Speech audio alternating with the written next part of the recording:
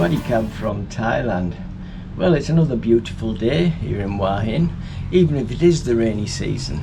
If you're considering coming to live or retire in Thailand, you should definitely check out Hua Hin before making a decision of where to live in the country.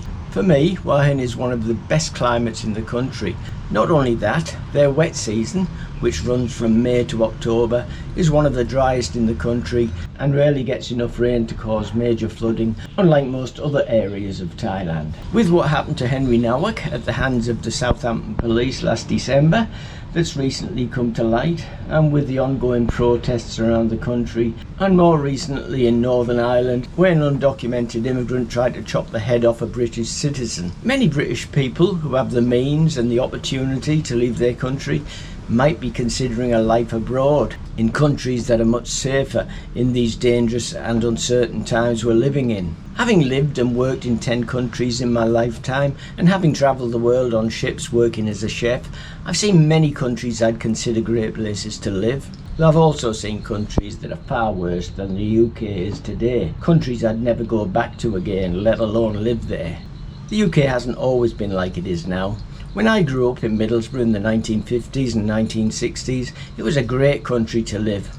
Unfortunately, because of bad governments making bad decisions over the past 10 to 20 years, who opened their doors to undocumented and unvetted migrants, it's not such a great country anymore.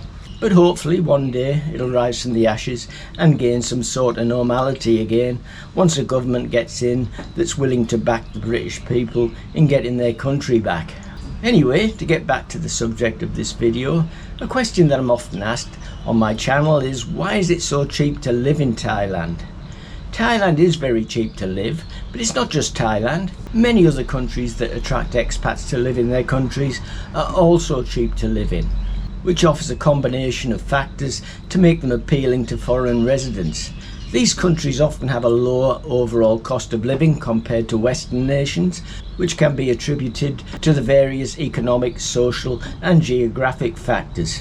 For instance, countries in Southeast Asia may have lower labour and production costs, which leads to more affordable goods and services. As if the locals are on a low wage, prices have to be cheap for them to survive. So in countries where citizens earn low wages, foreign pensions can stretch their finances significantly further, offering retirees a more comfortable lifestyle than they might not be able to afford in their home countries. This phenomenon happens because the cost of living is often lower in these countries, allowing foreign pensioners to maximise their purchasing power. For instance, everyday expenses such as housing, food and healthcare might cost a fraction of what they would in more developed economies. As a result, retirees can enjoy a higher quality of life with access to better housing, dining and leisure activities that might be out of reach if they were relying solely on their pension in their home countries. This financial advantage attracts many expats looking for an affordable and more fulfilling life in retirement.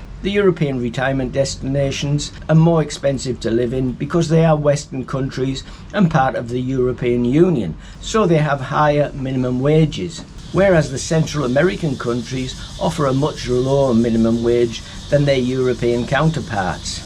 The Southeast Asian countries are by far the cheapest countries to live or retire, as their minimum wage is much lower than many other areas in the world that attracts retirees to their shores. So let's take a look at the minimum wages for the most popular countries that attract expats to live. I'll start with Central America, and for simplicity I'll keep the prices in US dollars. So Panama. The average monthly wage in Panama is 825 Panama Balboa, or 825 US dollars, where the US average wage is 4,400 US dollars. The average monthly wage for Costa Rica is 1,700 US dollars, $2,700 less than in the USA. Mexico, the average monthly wage is 980 US dollars, or $3,400 less than in the USA. In France, the average monthly wage is about 2,450 US dollars, $1,950 less than in the USA. And Spain, the average monthly wage in Spain is 2,200 US dollars, half of that in the USA. The average monthly wage for Portugal is $2,050 or 2,350 less than in the USA. And Greece, the average monthly wage is $1,200 or $3,200 less than in the USA. The average wage in Italy is $2,000 or $2,400 less than in the USA. The average monthly wage in Thailand is $580 or $3,820 less than in the USA. In Malaysia, the average monthly wage is $930 or $3,470 less than the average wage in the USA. Whereas in Cambodia, the average monthly wage is $290 or $4,110 less than in the USA. The Philippines is a similar tale. The average monthly wage is $400 $4,000 less than in the USA. And in Vietnam, the average monthly wage is $320 or $4,080 less than in the USA. And lastly, there's Laos. The average monthly wage in Laos is $490, $3,910 less than in the USA. So I hope this video was useful to you.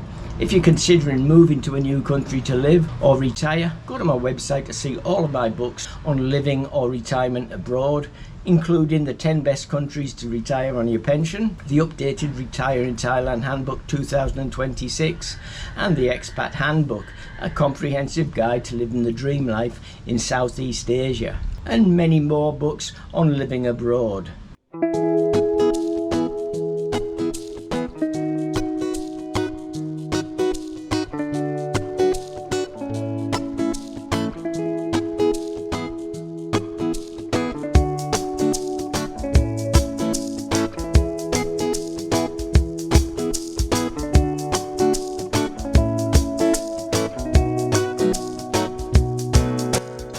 So if you don't recognise your country as the country that you grew up in, maybe you should take a look at Thailand.